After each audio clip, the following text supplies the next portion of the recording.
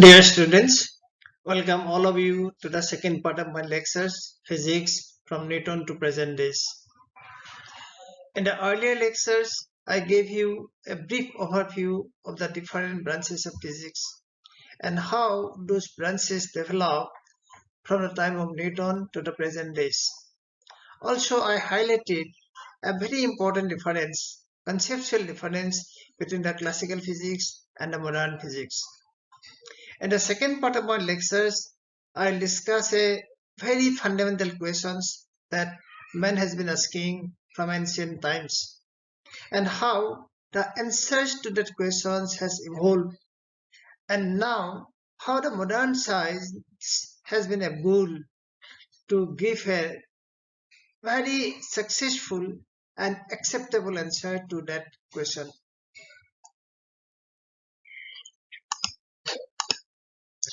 The question is, what is the universe made of? Or we can put in a different way, what are we made of? This is a very old question that man has been asking through all generations from very ancient times. And in almost all civilizations, that question has been approached in different ways.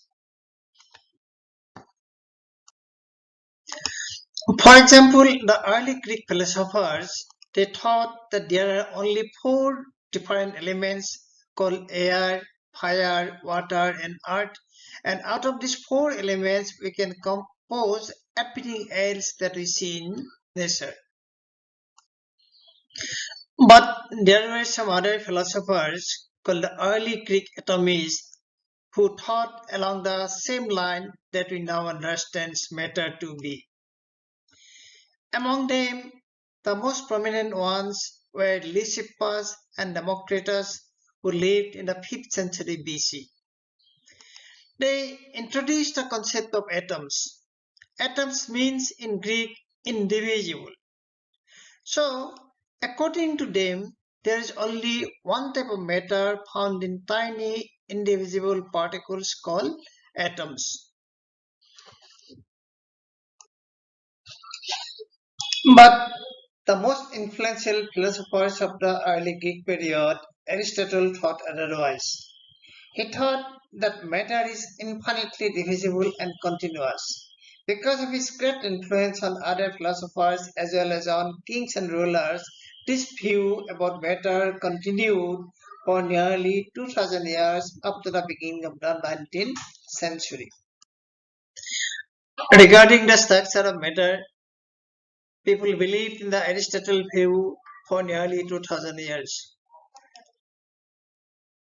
Then, in the early part of the 19th century, John Dalton, he, with the help of many experiments, he propounded the first scientific theory about the composition of matter, which we now call as the Dalton's atomic hypothesis.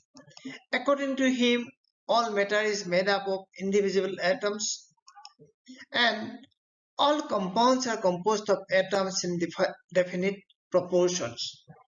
These are just two salient features of his atomic hypothesis, but this was the beginning of a clear understanding about the structure of matter and the scientific line.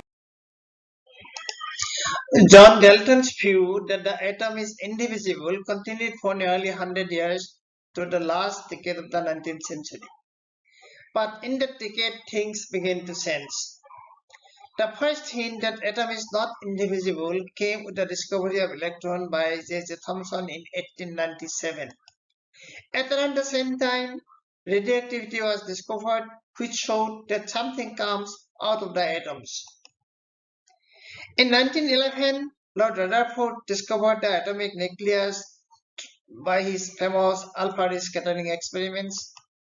In 1920, the same Rutherford showed that hydrogen nucleus, that is proton, is the component of all nuclei. And in 1932, another particle, neutron, which is similar to proton but without any charge, that was discovered by Sedgwick. Therefore, the John Dalton's atom now by 1932 consists of the proton, neutron and electron.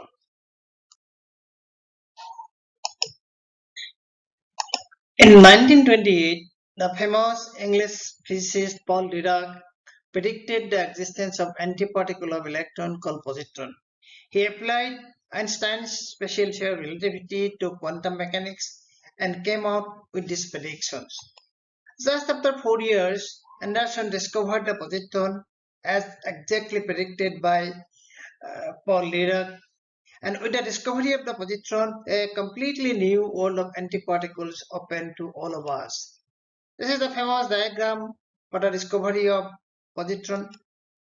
In 1937, another particle called muon, which is similar to the electron but with a heavier mass, was discovered in cosmic ray studies. In 1947, the pion was discovered by Powell.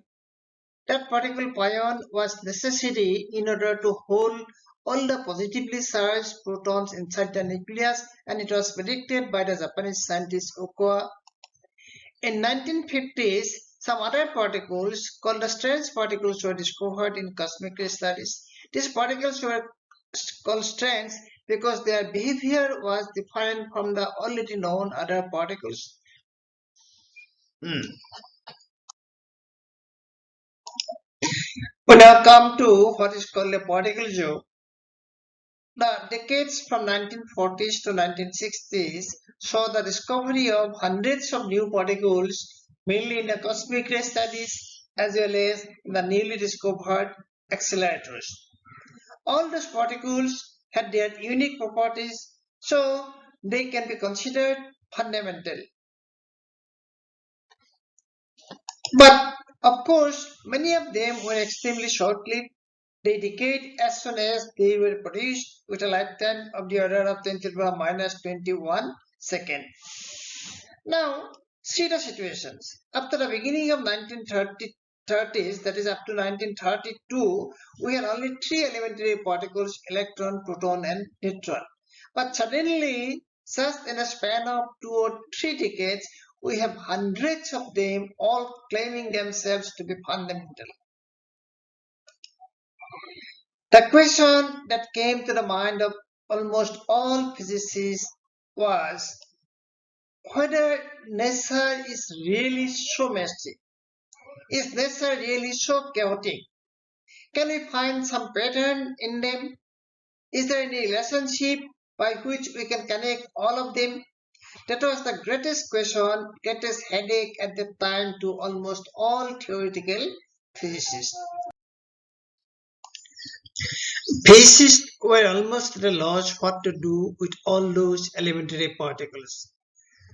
Finally, in 1961, Murray Gilman, the American physicist, he brought some order to the chaos by grouping the particles in families of 8.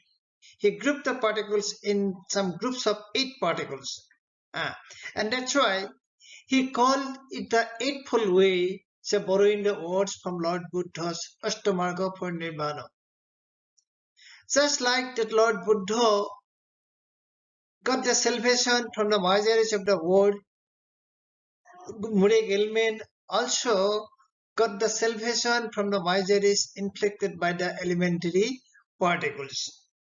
In fact, he was a master name giver to almost all the new concepts and new particles that were discovered. And he even predicted a new particle called the omega minus, which was discovered in 1964 exactly in the same way that he predicted. That was a great success of his Eightfold Way. The Eightfold Way given by Murray Gilman could not give a complete salvation to the physicist. It gave only a temporary salvation.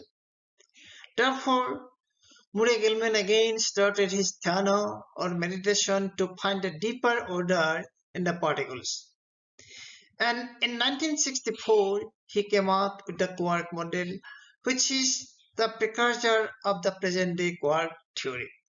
Of course, At about the same time, and independently, another scientist, George G, came out with a similar idea. Therefore, both of them are now considered as the father of quark model or quark theory. They proposed that the protons and neutrons, which were considered till now as fundamental, they are not fundamental, but they are composed of smaller particles. Those smaller particles Gilman called as quarks and George called as S's. Ultimately, the name given by Gilman, quarks, it persisted, people accepted it. In fact, Gilman took the name from the great sentence, three quarks for master mark from James Joyce's book Finnegan's Wake. I'll just mention one or two important properties of the Gilman and G quark model. Both of them hypothesized that we need only three different quarks with fractional charges, called the up quark, down quark, and the strange quarks, in order to understand all other particles discovered till then. But protons and neutrons, so they are composed of only up and down quarks. We do not need the strange quark to understand the proton and neutron. In fact, the proton is composed of two up quarks and one down quarks, and the neutron is composed of two down quarks and one up quarks, and the electron by itself is a fundamental particle. It has not got any internal structures. And one very important point about the quarks is that they have got fractional electric charges. That was a very important point at that moment, because no particles with a fractional electric charge were discovered till then. But three quarks were not sufficient. We need some more. In 1970s, many experimental discrepancies required the addition of three more quarks. Physicists called those quarks as the charm, bottom, and the top, and all of them were discovered in the laboratory, the last one being discovered in 1995. Therefore, we now have six quarks, and physicists usually like to pair them in three pairs called up-down, charm, strange, and top-bottom. In addition to the six quarks, we also need six other matter particles called the leptons. To get rid of some theoretical problems, we need to give another property called colors to the quarks.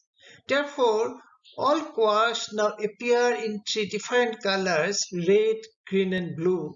But do not confuse this red, green, and blue color with the ordinary concept of colors. These are some special property of the quarks only. What I have said till now is just some hints about the standard model, the presently accepted theory of elementary particles. These are the particles of the standard model. Here we can see that we need six quarks, up, down, charm, strange, top, and bottom, and six leptons, electron, muon, and tauon, and corresponding to electron, muon, and tauon, we need one electron neutrino, muon neutrino, and tauon neutrino. That means altogether we need six quarks and six leptons. These are called the matter particles, because all the matters that we see in the universe, you, me, stars, planets, galaxies, everything can be composed out of these six quarks and six leptons. That's why they are called matter particles. But remember one thing, the antiparticle theory of Paul Dirac. So corresponding to six quarks, we have six antiquarks, and corresponding to six leptons, we have six antileptons also.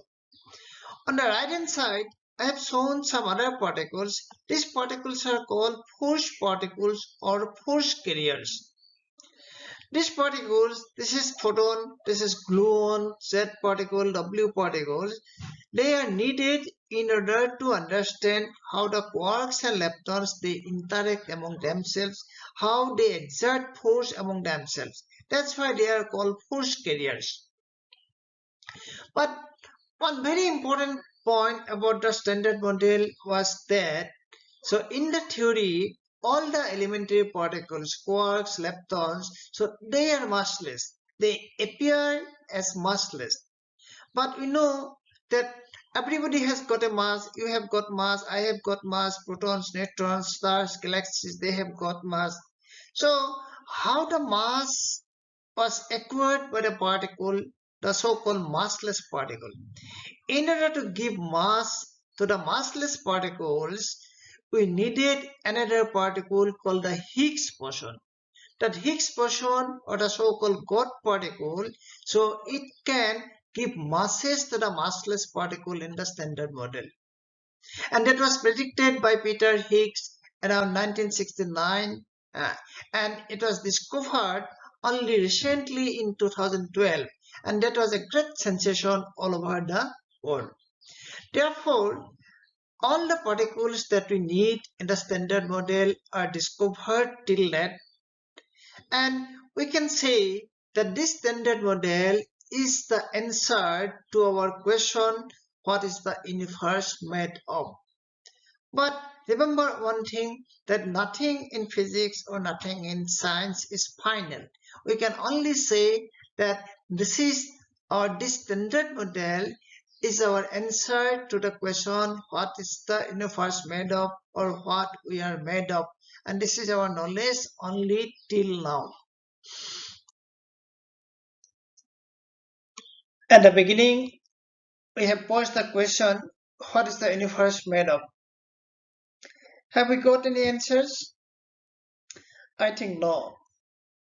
Because the standard model that I have described so far, it can explain only the so-called normal matter. Normal matter means the matter that we can see, the matter which can interact via the emission or absorption of light and electromagnetic wave. And that normal matter consists only 4% of the total matter energy content of the universe. And about the remaining 96%, we know almost nothing. That means the remaining 96% of the matter energy content of the universe is completely in the dark. This is our present standing about our current knowledge. So we know only about 4% of the matter energy content of the universe with the help of the standard model. And the remaining 96% are completely in the dark. We know almost nothing about it. But physicists are hopeful that in near or far future they will be able to explore these dark regions. I'd like to stop my lecture here. Thank you all for listening.